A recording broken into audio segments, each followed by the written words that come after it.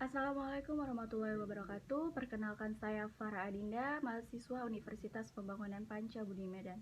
Di sini saya bersama rekan saya akan membahas tentang proposal yang telah kita buat dalam rangkaian bisnis salon yang akan kita namai yaitu Circle Beauty. Nah, di sini saya bersama 4 rekan saya yaitu ada Tria Fiska Ayu, Adinda Purnamasari, Diva Afliazi, dan Desman Syahputra Gea. Nah, latar belakang dari usaha yang akan kita buat adalah bisnis kecantikan.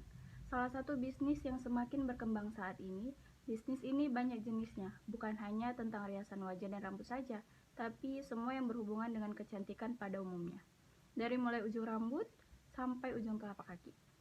Banyaknya wanita yang bekerja di luar rumah juga berpotensi semakin meningkatnya kebutuhan wanita yang akan produk dan jasa kecantikan. Salah satu jasa kecantikan yang sangat digemari wanita adalah sebuah salon. Saat ini banyak sekali salon yang berdiri dengan standar harga, fasilitas, dan jenis perawatan yang beraneka ragam. Hal ini sangat menguntungkan untuk pelanggan karena mereka dapat menentukan salon sesuai dengan kebutuhan dan anggaran mereka, terutama pada mahasiswa. Misalnya dari segi harga, kesulitan mencari salon yang sesuai dengan lokasi, dan apakah obat yang digunakan salon tersebut sudah diuji atau belum, bagus atau tidak. Nah, seperti itu. Nah, tujuan kita membuka salon yaitu membuat wanita Indonesia lebih peduli terhadap kecantikan dan kebersihan. Menciptakan lapangan pekerjaan, menciptakan salon kecantikan yang memberikan pelayanan terbaik, memuaskan dan berkualitas, memberikan rasa aman dan nyaman terhadap pelanggan dengan produk yang kita miliki.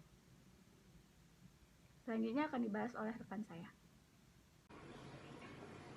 Baik, di sini saya akan menjelaskan apa itu perencanaan modal. Yang pertama itu ada usaha salon. Usaha salon kecantikan ini adalah milik perorangan. Modal awal adalah 30 jutaan dan uang tersebut digunakan untuk menyewa tempat dan membeli peralatan-peralatan seperti halnya usaha lain. Dan usaha ini memiliki perencanaan baik dari segi SDM, pemasaran, produksi, dan keuangan. Adapun pembelanjaan uang tersebut adalah yang pertama itu alat kecantikan, yang kedua alat make-up, yang ketiga renovasi ruko, dan yang keempat sewa ruko.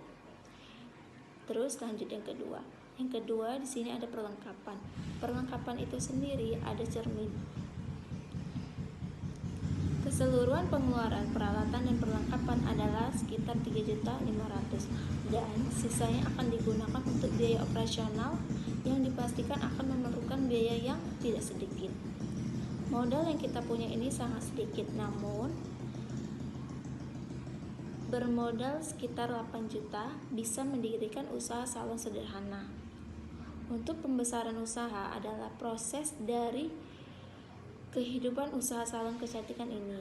Usaha ini didirikan di kawasan kota yang letaknya tidak jauh dari perumahan masyarakat dengan maksud mempermudah membangun komunikasi dan proses pemasaran. Gedung dan tanah ini kami sewa dengan harga 500 per bulan. Dengan biaya sewa air dan listrik sendiri, karena latar belakang usaha ini adalah memberikan pelayanan berupa perhiasan dan hal lain yang berkaitan dengan kecantikan.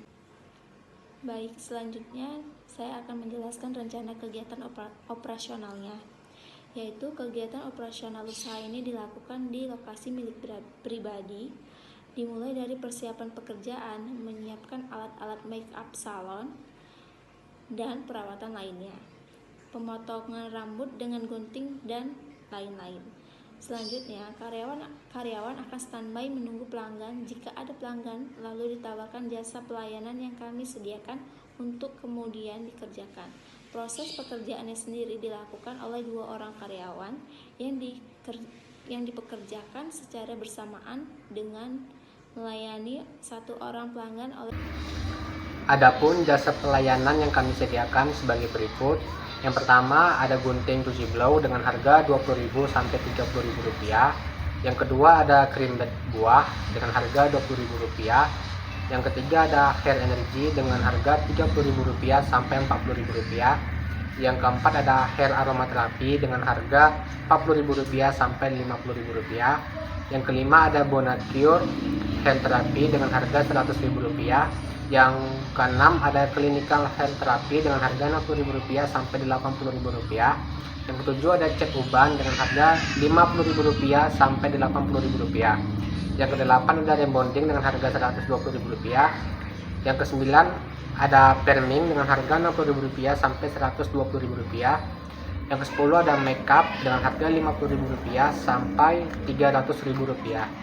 Yang ke-11 ada nail art dengan harga Rp100.000 sampai Rp500.000. Sekarang kita memasuki manajemen keuangan.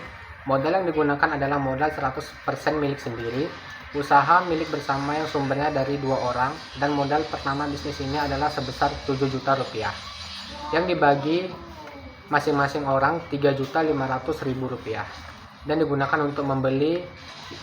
Yang pertama ada peralatan, yaitu ada alat kecantikan dengan harga Rp1 juta, ada kosmetik dengan harga Rp2 juta. Yang kedua ada perlengkapan seperti cermin dan lain-lain dengan harga Rp500.000, biaya perawatan dengan harga Rp100.000 per bulannya. Yang keempat ada gaji 2 orang dengan pengeluaran biaya Rp700.000 per bulannya. Yang kelima ada biaya listrik dengan harga Rp150.000 per bulannya. Yang keenam ada tambahan modal salon Rp500.000 per bulan. Yang ketujuh ada sewa gedung dengan harga Rp250.000 per bulan. Biaya-biaya peralatan 3 juta, perlengkapan 500.000, biaya perawatan 1.200.000, gaji untuk 2 orang 16.200.000, biaya listrik 1.800.000, tambahan modal salon 6 juta. Jadi jumlah biayanya adalah 28.700.000. Untuk mendapatkan laba bersih, jadi jumlah minimal pendapatan dalam 1 tahun sebanyak 126 juta dikurang jumlah biaya 28.700.000, jadi laba bersihnya adalah 97.300.000. Rencana pemasaran. Penelitian tentang saingan pun akan berpengaruh bagi proses pemasaran usaha salon ini.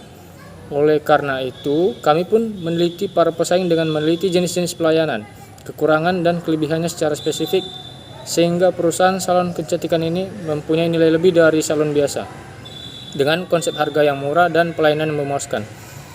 Selain itu, kita juga menggunakan beberapa konsep bauran promosi. Manfaatnya dengan mengoptimalkan proses promosi, maka akan lebih mudah juga dalam memasarkan produk usaha ini. Kita akan coba semua teori tentang bauran promosi dan kemudian akan kami seleksi cara yang mana yang lebih efektif dan efisien. Adapun jenis bauran promosi tersebut antara lain: 1. Periklanan atau advertising merupakan alat utama bagi pengusaha untuk mempengaruhi konsumennya.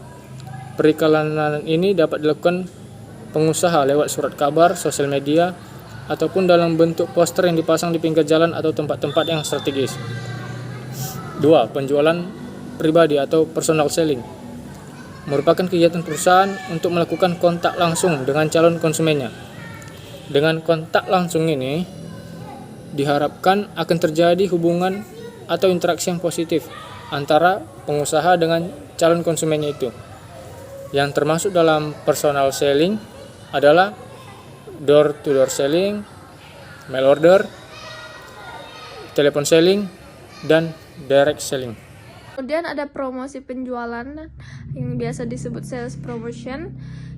Kegiatan itu merupakan untuk menjajakan produk yang dipasarkannya sedemikian rupa sehingga konsumen akan mudah untuk melihatnya, dan bahkan dengan cara penempatan dan pengaturan tertentu, maka produk tersebut akan menarik perhatian konsumen.